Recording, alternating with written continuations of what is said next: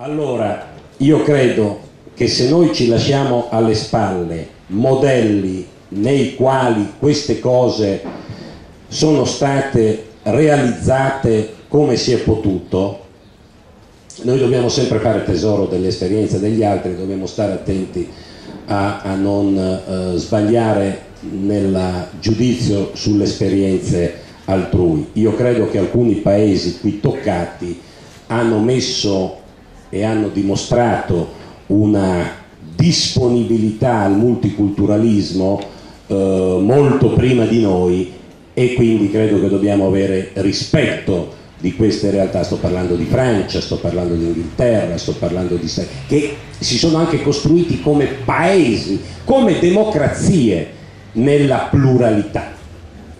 Beh, a Londra, a Parigi, a New York, in alcune città della Germania la Casbah è nata molto prima di noi, e chiunque vada là, se non è in quelle realtà, sa che se non è vicino alla stazione è vicino a un ponte, se non è vicino a un ponte è poco sopra Wall Street, c'è la realtà nella quale vivono. L'esperienza di questi anni più recenti ci dice, ci fa riflettere sul fatto che costruire una zona circondata, non importa che ci si metta il muro, ci si mettano le barriere o i fili spinati, ma laddove non c'è possibilità di relazione, laddove non c'è possibilità di contatto, laddove non c'è possibilità di contaminazione, le questioni si esasperano e si rendono più pesanti, se non proprio nei fatti, nella comunicazione mediatica. In vista di questa discussione mi sono riletto la rassegna stampa sulle vicende della zona attorno alla stazione di questi 3 mesi. Beh, verrebbe voglia di dire: ma dove sta il problema? Dov'è?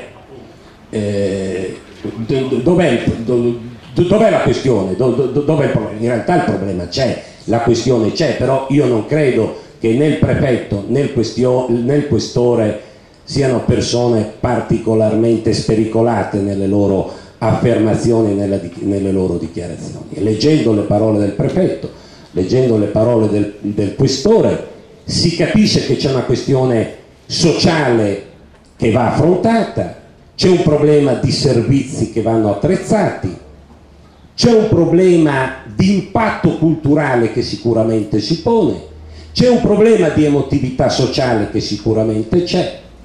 Ho letto che le valutazioni prevalenti dicono che non c'è un problema di ordine pubblico, tant'è che il prefetto ha ritenuto di non dover nemmeno convocare il comitato provinciale, e la polizia, che si è messa in bella competizione con Udine Solidale, ha addirittura organizzato la propria festa annuale in quella realtà, mandando un grande messaggio di buonsenso, di rassicurazione, di civiltà e anche di grande professionalità.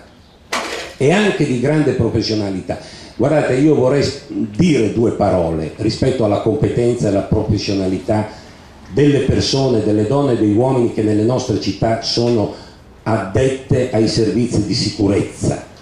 Sono persone che fanno lavori difficili, sono persone che fanno lavori complicati, ma lo fanno con grande competenza, con grande professionalità, con grande preparazione, si sanno rapportare e atteggiare alle persone, e questo io vi chiedo francamente di riconoscerlo, perché sono degli alleati in questo servizio di profonda e preparata crescita sociale e civile. Dopodiché parlano i numeri.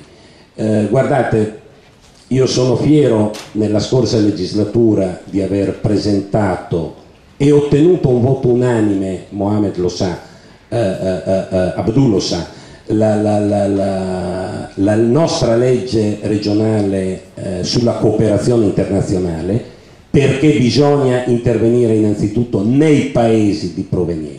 Siamo arrivati tardi rispetto a tutte le altre regioni d'Italia, così come siamo arrivati tardi rispetto a tutte le altre regioni d'Italia nell'adeguare le norme regionali al testo unico nazionale relativamente alla immigrazione. Però abbiamo fatto tesoro dell'esperienza e dell'inesperienza altrui, per cui credo che da questo punto di vista disponiamo di una legislazione regionale all'avanguardia, ma è soprattutto la rete dei servizi che hanno toccato i tuoi ricercatori prima, le scuole, i servizi sanitari, i servizi all'impiego, dove lavorano migliaia e migliaia di operatori, di professionisti che quando ricevono un cittadino, un residente, prima di guardare al colore della pelle, alla lingua, a quanto è alto e a quanto basso, da dove viene o non dove viene, si preoccupano di garantire e di erogare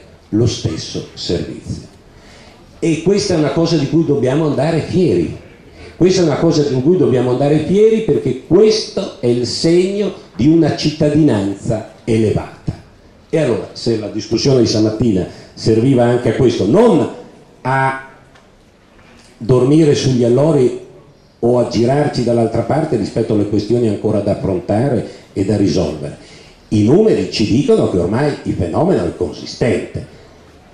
I numeri ci dicono che ormai no. Noi abbiamo alcune realtà della nostra regione nella quale la popolazione immigrata sfiora o è superiore al 10%. Qui il problema non è quello di chiudere i rubinetti, anche se la questione delle soglie e dei tetti è una questione da affrontare con non viziati da questioni ideologiche. Noi dobbiamo ospitare tante persone quante siamo in grado di ospitare, e questo è un problema fondamentale. Se non se lo pone il cittadino comune, se lo deve porre l'amministratore, se lo deve porre il responsabile della cosa pubblica, perché noi dobbiamo dare posti negli ospedali, nelle scuole, nelle aziende, tanti quanti siamo in grado di reggere, per evitare che si creino le questioni di disagio che hanno portato a Parigi a quello che hanno portato in altre realtà. Ma detto questo, è permesso, io ad esempio agli industriali, quando chiedevano di lasciar scorrere i rubinetti illimitatamente, ho detto no, perché se voi non riuscite a trovare forza lavoro per il triangolo della Sedia, perché ormai lì i nostri non ci vanno a lavorare, ci vanno solo gli altri, però guardate che devono trovare una casa, devono trovare un asilo, devono trovare una scuola. Non possiamo non erogare a queste persone lo stesso standard di servizi che diamo ai nostri. Servizi che gli immigrati utilizzeranno con l'approccio di dialogo, di confronto civile che hanno i nostri cittadini, comprendendo le nostre regole e vivendo nel rispetto delle nostre regole. Ed è importante che lo diciamo noi come un'imposizione, ed è importante che lo diciate. Se c'era un motivo per venire qui questa mattina è perché dopo tanti anni ho trovato un mio ex allievo che ha fatto carriera, non ha fatto il meccanico, ma mi dice democraticamente che è stato eletto, perché la democrazia funziona anche da loro, presidente della comunità islamica.